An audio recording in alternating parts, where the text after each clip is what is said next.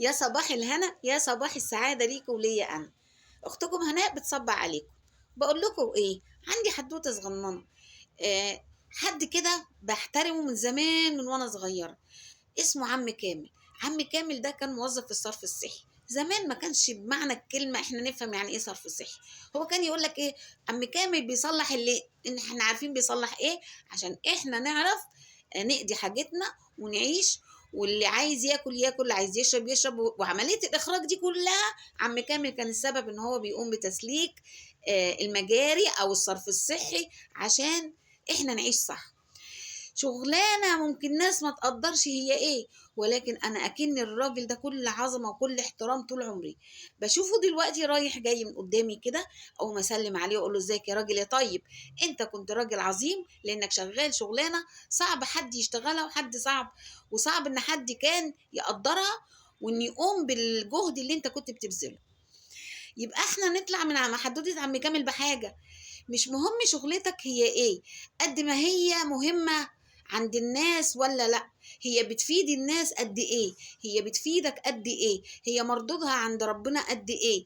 لما نعمل عمل يا جماعة نحاول نسعى ان احنا نجتهد فيه ونسعى على قد ما نقدر. في ناس تقول لك ما انا شغال شغلانه واحده والسلام عليكم ورحمه الله. وعليكم السلام. طب وليه لا ان انت تبذل جهد في حاجه تانية وحاجه تالتة وحاجه رابعه.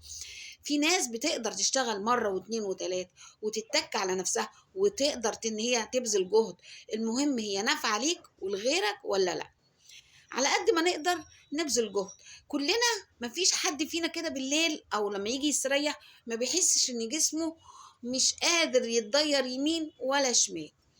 كنت اما اجي مره من السيدات في الجيم اقول لهم ايه، انت كده كده تعبانه، انت كده كده باذله جهد بس وجسمك بيشتكي.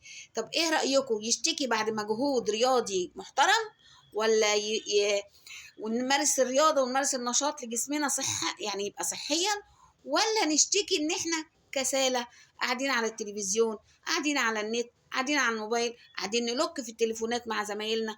على قد ما نقدر نبذل جهد حتى لو جسمي اشتكى وقال انا تعبان، يبقى هو تعبان بعد عمل، والعمل عبادة. اللي ربنا يحبه يحاول يشتغل على طول على قد ما يقدر. عمرنا قصير مهما طال، مهما طول، مهما كترت عدد السنين. عمرنا قصير، ولكن هو عدد السنين احنا عملنا فيها ايه عشان ربنا يرضى علينا ويحبنا. صباح الخير عليكم، ربنا يرضى عليكم وعليا ويحبنا دايما يا رب. مع السلامة.